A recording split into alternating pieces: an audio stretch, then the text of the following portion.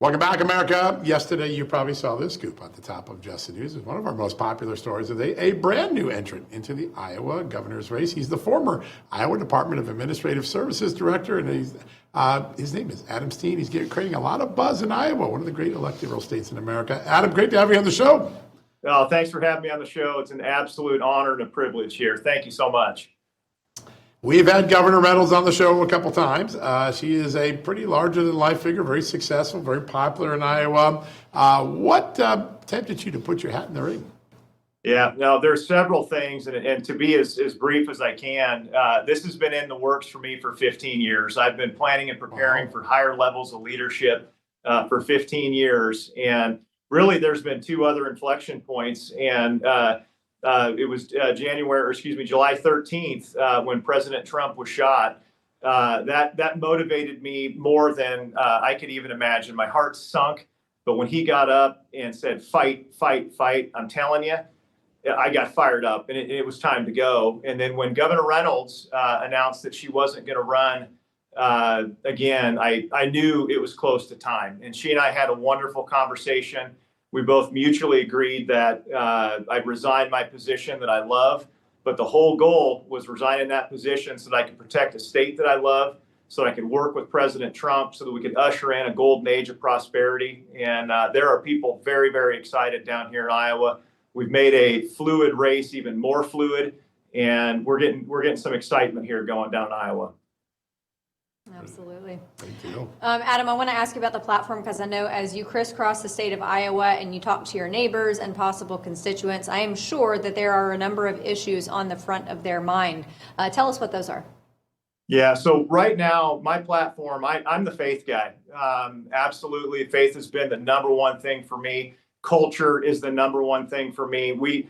I spend full time. I'm a credentialed minister. I don't pastor a church, but my faith is paramount. And one thing that I'm doing and I'm running on is what Governor Reynolds has created here in the state is she's created freedom and she's created a future for our children. And far and away, that is my number one thing, is to protect the freedom that the governor has instilled and then preserve that future for families going forward. We have to keep Iowa red, and I'm comfortable and confident that I can be that guy.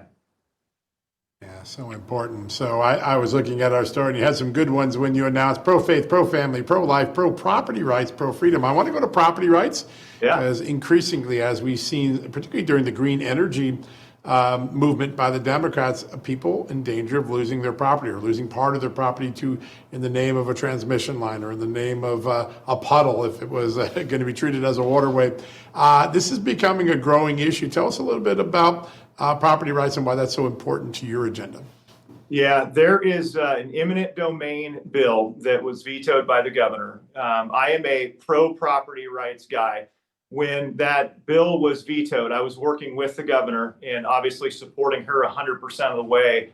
But I believe that I've got another thought and another angle that we can get some of those crushing federal regulations out of this state, allow farmers to produce more corn, more ethanol, and let Iowans be Iowans, getting rid of those crushing federal regulations that are on the state right now.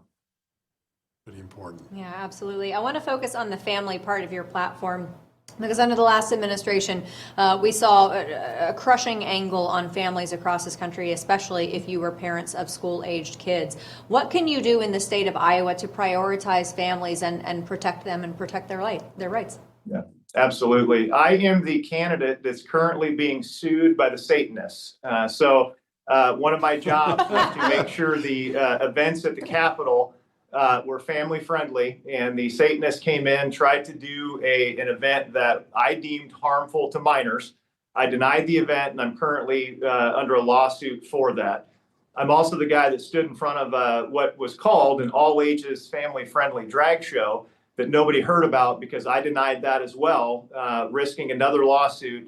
But my thing is family first, and I'm going to protect children every step of the way. I will not back down from it. I do not fear retribution because protecting our kids, protecting our families is top priority. Yeah, so important. Before we let you go, so real quickly, the big policies in Washington, the move towards peace with Russia, the early economic success of the tariff program that Donald Trump has put into place. The media kept saying these are going to be big failures, prepare for high inflation and war, and or we'll be subject to Putin in some future world. It didn't happen. I wonder how common sense Iowans look at the media today. We had a poll out today that showed like half of Americans don't even pay attention to it anymore. How much has the media hurt itself in the political discourse we have today? Yeah, no, it's hard for me with the media right now because I kind of view them, unfortunately, as an enemy down here. Certainly you guys are not viewed that way from this angle, obviously, but no, it's always hard because they're always trying to take a stance and try to trap you into something. But at the end of the day, I'm America first, I'm people first, I'm common sense policy, and running alongside President Trump to make not just this country great, but Iowa great. That's key. That's number one. And I'm super excited about that. And it's unfortunate that the media can't just accept that and move on because so many wonderful things are happening. And I'm just flat out excited to keep those things moving ahead. I have a funny feeling 2026, the election tagline will be the year of common sense. I think everybody is starting to embrace it. And I know that's going to allow you to lean in greatly in the great work you're doing in the state of Iowa. Adam Steen, real quick, how do people find your campaign site? AdamSteen.com. AdamSteen.com. That's pretty easy. That doesn't get any easier than that to remember. That looks good common sense. That's right. So great to have you on. I know we'll be talking to you a lot more as the campaign goes on. All right. Thank you so much. Great to have you on the show today. Thank you, sir. All right, folks, after the break, we'll talk about the power of the U.S. dollar. President Trump is making a lot of strides on the economy, but there are still some areas of concern. The dollar is one of them. We'll have that next, right after these messages.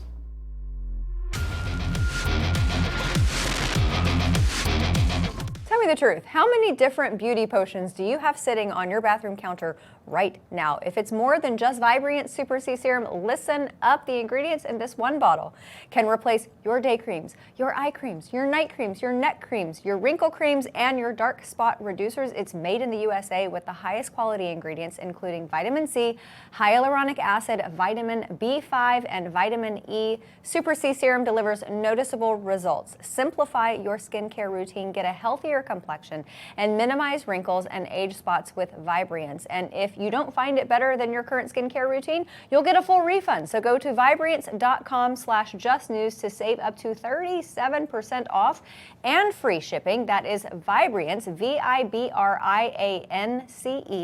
Vibrance.com/justnews.